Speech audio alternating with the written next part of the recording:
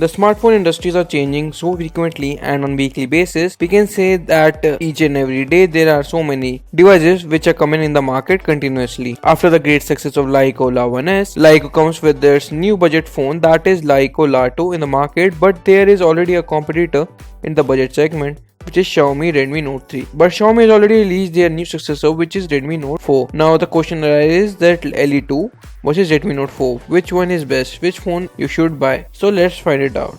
Starting with the build quality and the design of both the devices, these days people want more design and selfie camera and not any device which is having the plastic body and the big hardware specs. They prefer more attractive design. Now coming to both the phones, we have a premium metal build which looks great in both of them. Like Ola 2 as well as Redmi Note 4, both of them look stunning because this time Xiaomi has changed its design statement by removing the oval feel and giving side curves to add better grip. Both the devices have great build as well as design. I won't be complaining anything about it. As we come to the right side of both the devices, they both have power lock key as well as volume control buttons with a good metallic finish on it. These buttons provide proper tactile feel while you press them continuously. At the bottom of both the devices, LE2 comes with a Type-C charging port, loudspeaker and the primary mic, whereas Redmi Note 4 has a micro USB charging port with added feature of MediaTek Pump X Plus 2.0 technology for fast charging. They have also added dual speaker grill, out of which only right one is having the actual speaker,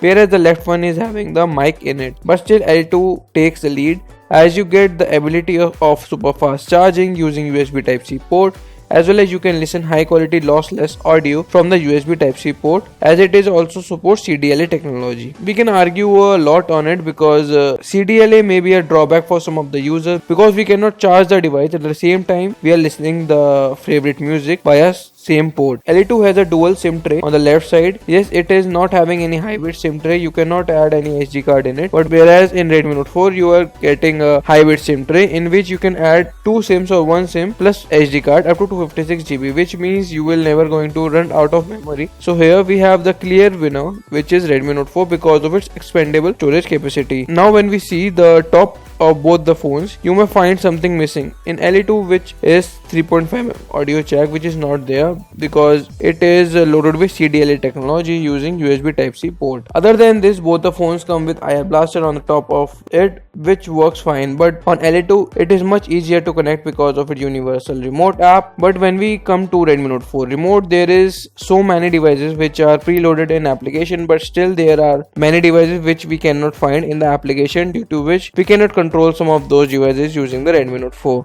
This issue can be easily fixed just by sending an application update in near future. In my case, LE2 will be winner because of the universal remote application. Coming to the display part, both the devices offers a 1080p display with 5.5-inch screen size. As we compare to higher brightness level, this time both are same. Redmi Note 4 as well as LE2 are having even same pixel density of 401 ppi.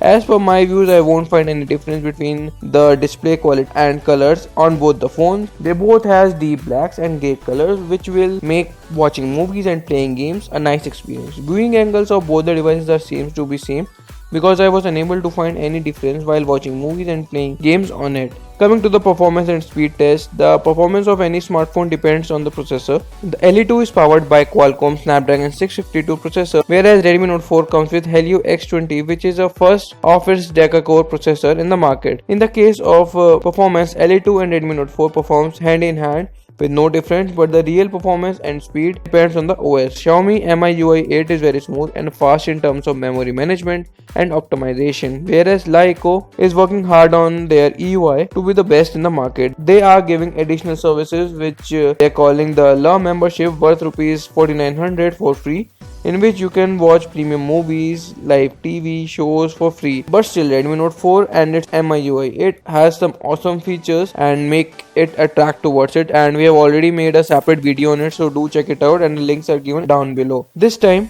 In Redmi Note 4, they have added two different modes in performance, which you can switch as per your usage. If you want to do some high-end gaming stuff, which you can switch directly to the performance mode, whereas for normal usage, you can set the device to the normal mode, which is also going to increase your battery life. Laico comes with 3GB of RAM and 32GB of inbuilt storage, which is not expandable, whereas Redmi Note 4 comes with 3GB of RAM and 64GB of inbuilt storage, which is also expandable to up to 256GB, which in this case make the Redmi Note 4 the winner. Overall performance on both the devices are great. I have also tested Antutu Scope, where the clear winner is LE2, but in daily usage and multitasking gaming, I won't find any difference in both of them.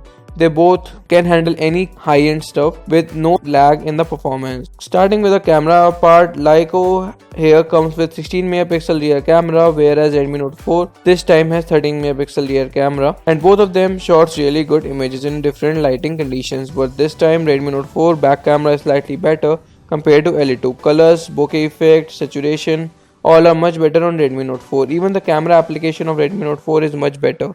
Coming to the video part, LE2 has a single lead over here because it supports 4K recording, but still video recording on Redmi Note 4 back camera is much better because of optical image stabilization, which is present in the phone, whereas Laico La2 has no optical image stabilization in their phone. This makes Redmi Note 4 the clear winner in the rear camera performance.